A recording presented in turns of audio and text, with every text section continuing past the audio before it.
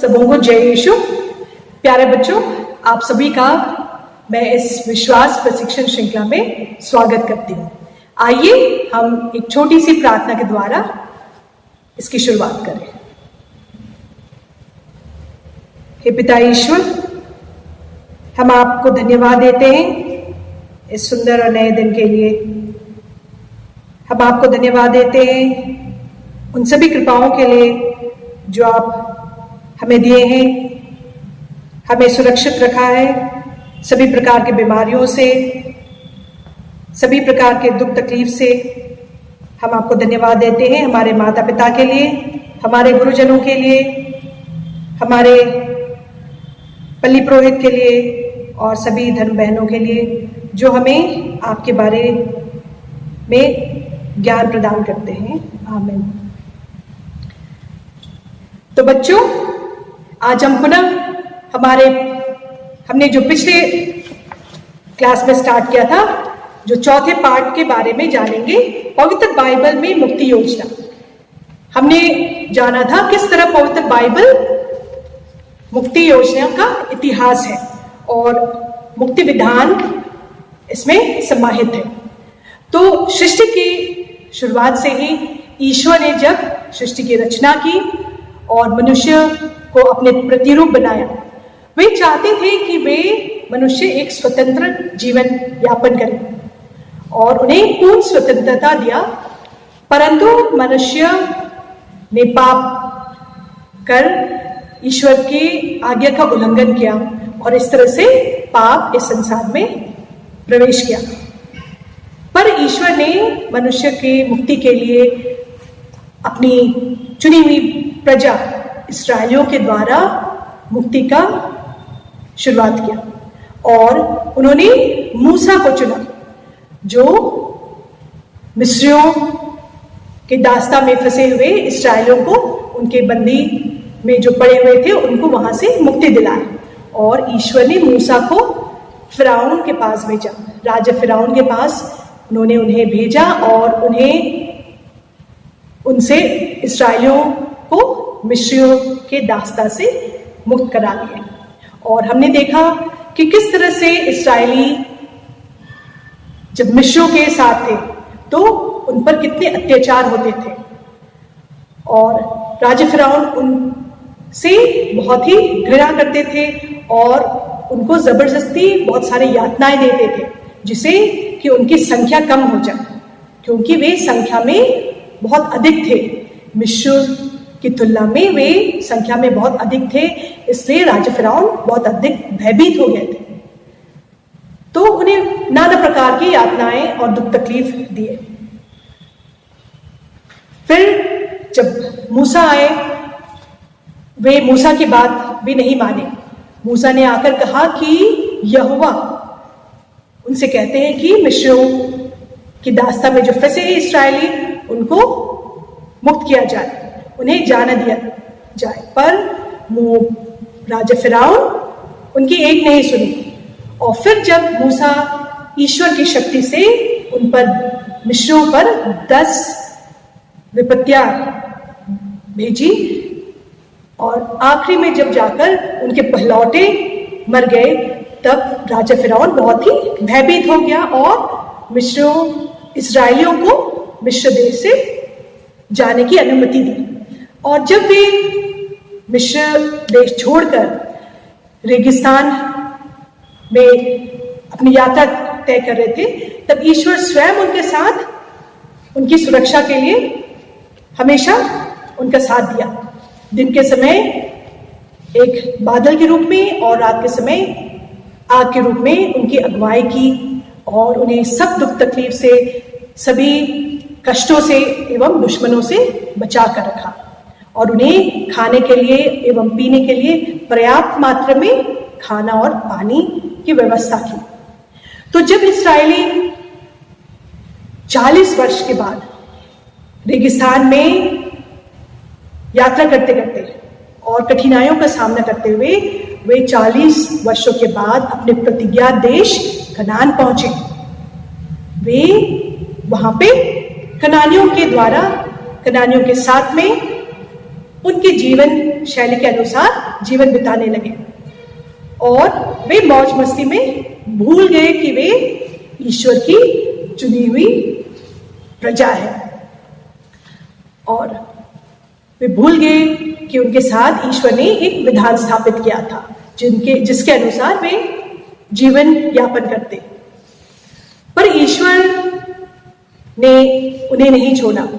ईश्वर ने उन्हें राजाओं एवं न्यायकर्ताओं के द्वारा उनका पद प्रदर्शन करने के लिए उन्हें भेजा, और ईश्वर चाहते थे कि राजा उनकी प्रजा की देखभाल करे और उनकी सुरक्षा करे और उनकी मदद करे। पर हम देखते हैं राजा भी अन्य लोगों की तरह, अन्य राजाओं की तरह स्वार्थ में आकर वे भी अपनी खुशी के लिए इस्राएलियों को भी अन्य देवी देवताओं की पूजा में आगे बढ़ाते हैं, ना कि अपने एकलौते ईश्वर की। ईश्वर चाहते थे कि राजाओं और न्यायकर्ताओं के द्वारा ईश्वर की चुनी हुई प्रजा इस्राएली वापस ईश्वर के पास आ जाए। पर ये राजा भी अपने स्वार्थ के कारण वे भी भूल गए कि उनको क्या करना है, और वे इस्राएलियों को दास से भी बदतर उनके साथ व्यवहार करने लगे और उन पर भारी कर डाला। वे राजा अपनी प्रजा के बारे में भूल गए और उनके ईश्वर ने जो उन्हें काम सौंपा था वे उसे भूल गए, और इस तरह से हम देखते हैं फलस्वरूप इस्राएली ईश्वर के मार्ग से भटक गए। और आगे हम देखते हैं ईश्वर ने इस्राएलियों को नहीं छोड़ा। वे पाप किए और वे अपने जो सिनाई पर्वत पर विधान उन्होंने स्थापित किया था ईश्वर के साथ, वे भूल गए उसे और अपने अन्य देवी देवताओं की पूजा करने में लगे रहे। फिर हम देखते हैं ईश्वर उनके लिए नबियों को भेजा, और नबियों ने जाकर इस्राएलियों को ईश्वर के बारे में बताया, उन्हें सिनाई पर्वत पर जो विधान स्थापित किया था उन्होंने उसके बारे में याद दिलाया, और उन्हें कहा कि वे अपने पाप और दुष्ट कामों को छोड़कर वापस पश्चाताप कर ईश्वर के पास आ जाए। और नबियों ने उनके लिए प्रार्थनाएं की और उनमें आशाएं जगाई। पर इस्राएली लोग नबियों की बात भी नहीं माने, और हम देखते हैं कईयों को मौत के घाट उतार दिए। और जो प्रमुख नबी थे उनमें से हम देखते हैं जो प्रमुख नबियों को ईश्वर ने भेजा इस्राएलियों के लिए, वे थे इसाइयस, यिर्मयाह, एजिकेल, होशवा, आमोस एवं मिका। ये प्रमुख नबियों में से थे। मैं फिर से दोहराती हूँ, ये कौन कौन से नबी थे जिन्होंने इस्राएलियों के पास जाकर उन्हें अपने पापमय जीवन से वापस बुलाने का प्रयास किया। वे थे इसाइयस, यिर्मयाह, एजिकेल, होशवा, योवेल, आमोस एवं मिका। और हम योवेल के ग्रंथ पे पढ़ते हैं। योवेल के ग्रंथ दूसरे ग्रंथ में अध्याय 2 पद संख्या 12 और 13 में पढ़ते हैं। प्रभु ये कहता है, अब तुम लोग उपवास करो और रोते तथा शोक मनाते हुए पूरे हृदय से मेरे पास लौट आओ। अपने वस्त्र फाड़ कर नहीं बल्कि हृदय से पश्चाताप करो और अपने प्रभु ईश्वर के पास लौट आओ, क्योंकि वह करुणामय, दयालु, अत्यंत सहनशील और दयासागर है। हम फिर से सुनेंगे। प्रभु यह कहता है, अब तुम लोग उपवास करो और रोते तथा शोक मनाते हुए पूरे हृदय से मेरे पास लौट आओ। अपने वस्त्र फाड़ कर नहीं बल्कि हृदय से पश्चाताप करो और अपने प्रभु ईश्वर के पास लौट आओ, क्योंकि वह करुणामय, दयालु, अत्यंत सहनशील और दयासागर है। फिर आगे हम देखते हैं नए विधान में मुक्ति योजना। इस्राएली अपने पापमय एवं अनैतिक जीवन में जी रहे थे। वे अपने पापमय जीवन को नहीं छोड़े। ईश्वर ने उनको अपने सन्मार्ग में लाने के लिए सबसे पहले मूसा के द्वारा मुक्ति की योजना शुरुआत की। मूसा के बाद उन्होंने उनके पास न्यायकर्ताएं एवं राजाओं को भेजा, फिर नबियों को भेजा, फिर भी इस्राएली अपने पाप में जीवन नहीं छोड़े। अंत में हम देखते हैं ईश्वर ने स्वयं अपने पुत्र प्रभु यीशु को मानव की मुक्ति के लिए भेजा। और प्रभु यीशु, ईश्वर चाहते थे कि मानव एक मनुष्य के द्वारा मुक्ति प्राप्त करे, इसलिए उन्होंने अपने पुत्र को, अपने इकलौते पुत्र को इस संसार में भेजा। और प्रभु यीशु ने गरीबी में जन्म लिए। प्रभु यीशु ने अपने सेवा कार्यों में उन्होंने गरीबों एवं पददलितों को प्राथमिकता दी और वे अमीर गरीब दोनों के लिए मुक्ति के लिए क्रूस पर चढ़ गए। ख्रीस्त की शिक्षाओं और उनके सेवा कार्यों में मुक्ति के साधन थे। और हम देखते हैं ये राजा हेरोद और अन्य राजाओं, धर्म नेताओं, फरीसी एवं सदूकियों के लिए ये भय का कारण बन गया।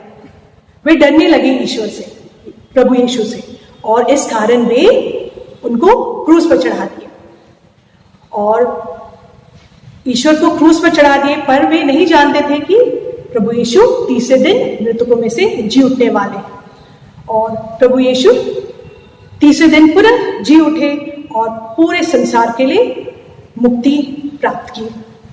तो इस प्रकार हमने देखा प्रभु यीशु ने अन्याय पर विजय पाई और वे न्याय की स्थापना की।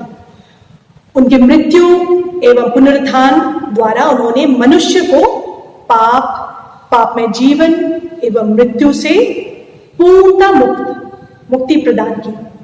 और प्रभु यीशु की यह मुक्ति योजना न केवल इस्राएलियों के लिए वरन समस्त मानव जाति के लिए है।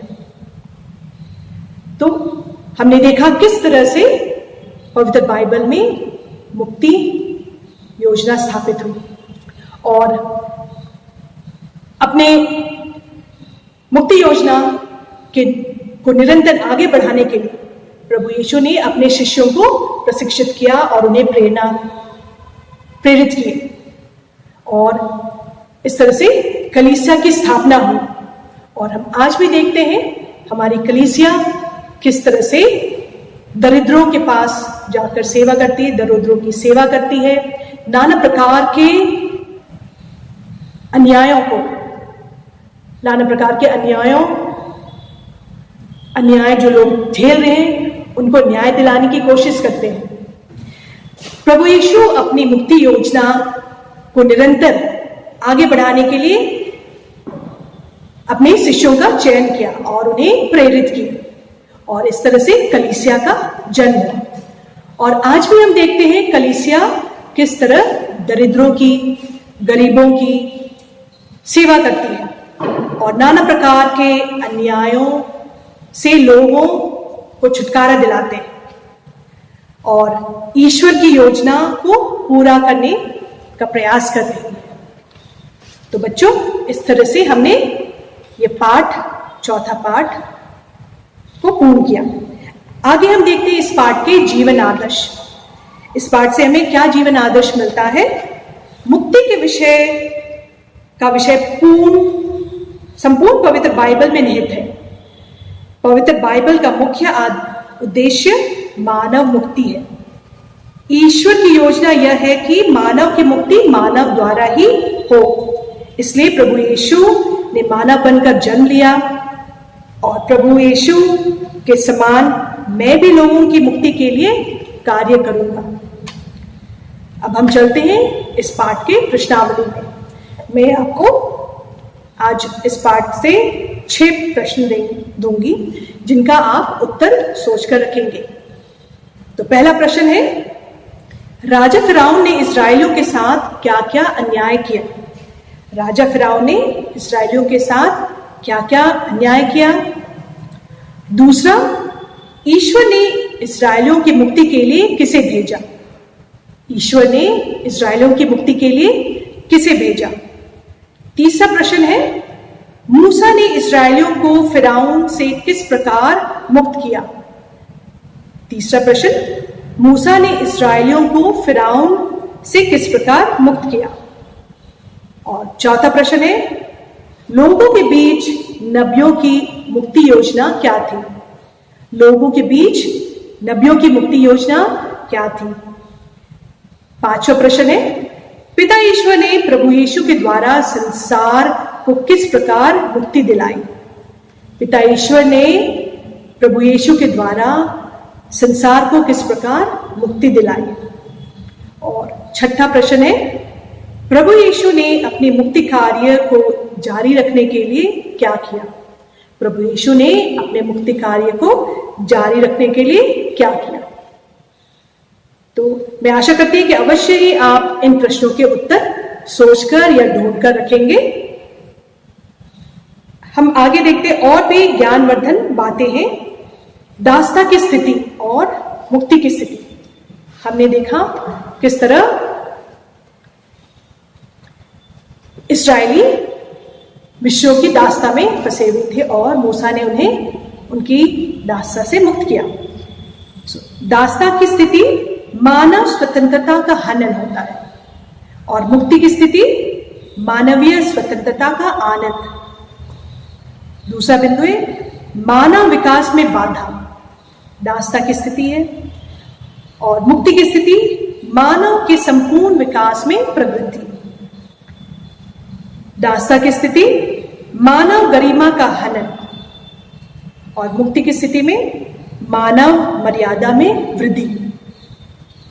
दासता की स्थिति अन्यायपूर्ण सामाजिक वातावरण और इसका मुक्ति की स्थिति है न्यायपूर्ण सामाजिक परिवेश।